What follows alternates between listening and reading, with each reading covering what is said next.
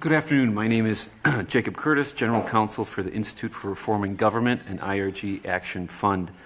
I also previously served as Chief Legal Counsel at the Wisconsin Department of Natural Resources. I'm here today representing IRG Action Fund to testify in support of Assembly Bills 274, 276, and 277.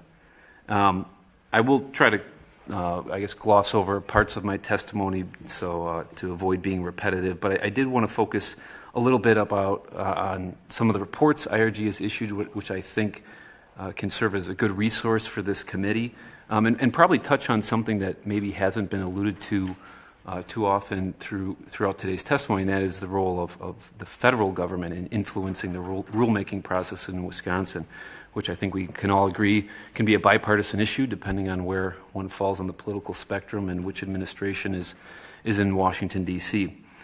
IRG Action Fund focuses on kitchen table issues, among them ensuring the rulemaking process is fair and transparent and that the people's representatives have a voice in the process.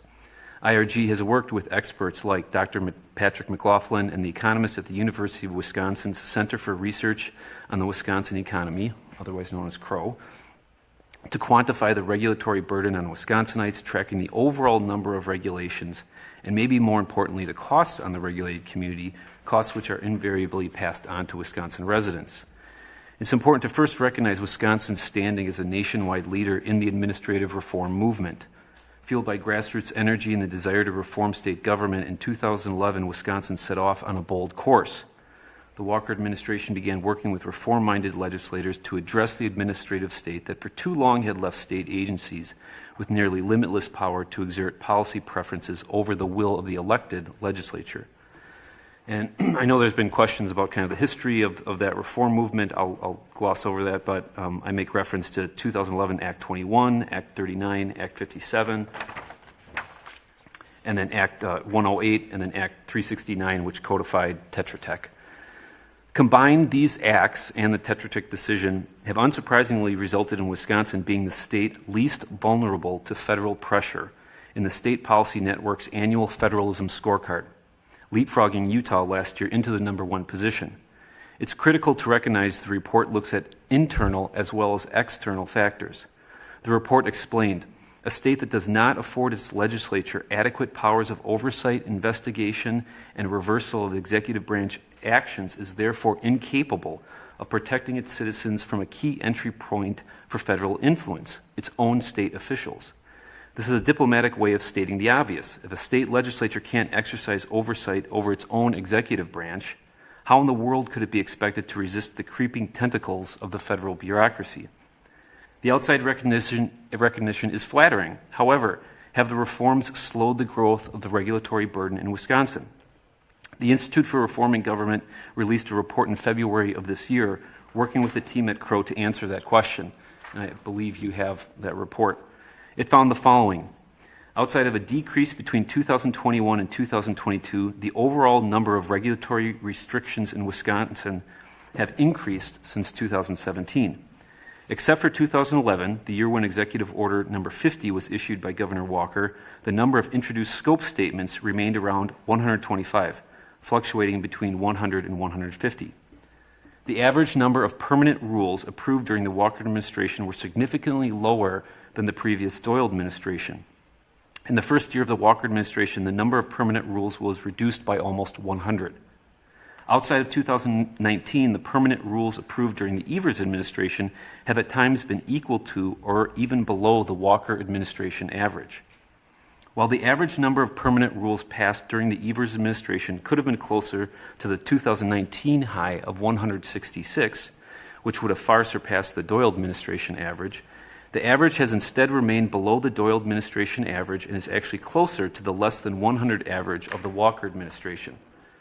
Therefore, while reforms like the REINS Act, the $10 million threshold, and Act 21 may not have reduced the overall number of regulations that have gone into effect post-2017, they have certainly played a critical role in identifying extremely costly regulations that failed to adequately factor in cost to industry, local units of government, or ratepayers.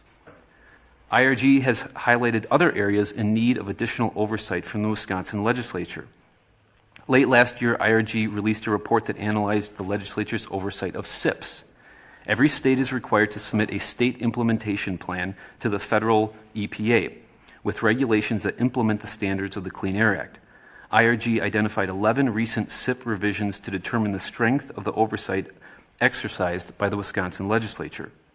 The overall health of the oversight gleaned from these 11 revisions is concerning.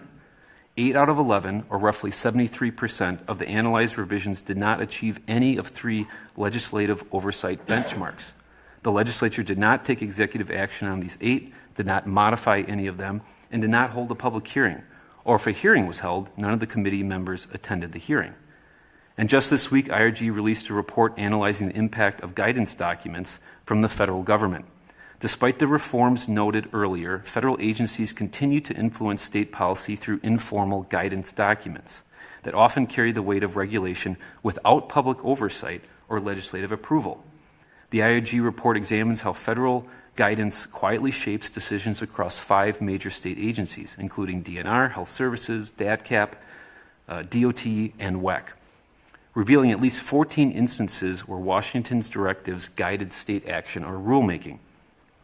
To address the continued increase in the number of regulations impacting Wisconsin, the legislature should consider other tools in addition to the REINS Act and Act 21 reforms to actually decrease the overall regulatory burden on Wisconsin businesses, local units of government, and residents. IRG Action fully supports AB 274, 276, and 277.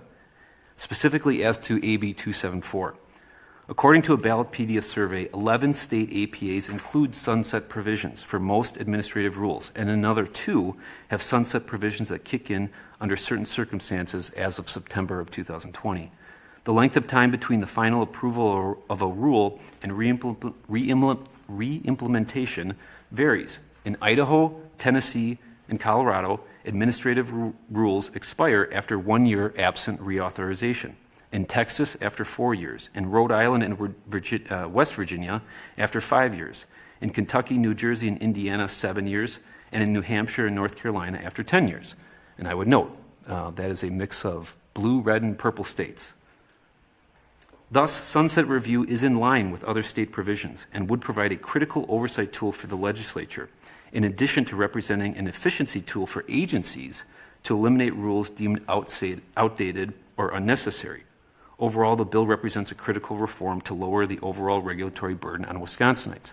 And I would also note it would represent an opportunity, frankly, for both the legislature and executive branch agencies to identify federal guidance or federal suggestions that are currently influencing the state rulemaking process. Specifically as to AB 277, the bill essentially proposes a regulatory budget while simultaneously addressing a weakness in IRG's position in the current Wisconsin REINS Act. At $10 million, Wisconsin's threshold for triggering the REINS Act is relatively high. Most other REINS states have set thresholds at $1 million, and West Virginia reviews all administrative rule proposals. The IRG report highlighted several examples where state agencies have proposed rules that fall just under the threshold, thereby avoiding REINS legislative scrutiny. Alternatively, agencies are free to break up what would otherwise be a single proposed rule into multiple rules, thereby again avoiding legislative review.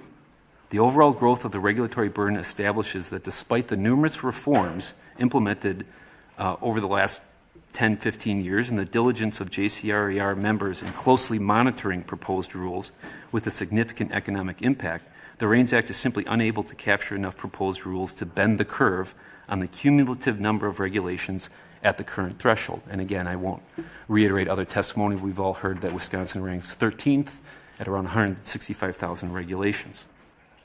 Wisconsin voters support continued reform in the administrative rules process. According to September 2024 polling conducted by IRG, generally 73% of voters say that state agencies should have to seek legislative approval for at least some regulations they wish to impose. With respect to the economic impact of regulations, half say all regulations should be approved by the legislature. With respect to a sunset reform, 2/3, 67% of Wisconsinites favor requiring that any rule or regulation that has been in effect for more than 7 years be reviewed by the legislature to determine whether or not it should remain. Just 18% are opposed. Wisconsin once set the standard for practical and common sense limits on an unelected bureaucracy. However, in recent years, particularly following this year's Supreme Court decision in Evers versus Markline 2, the role of the legislature in exercising oversight over the rulemaking process has been diminished. These proposals, in particular the regulatory budget and sunset review reforms, are strong steps toward restoring Wisconsin's role as a leader in the administrative rulemaking process. Thank you.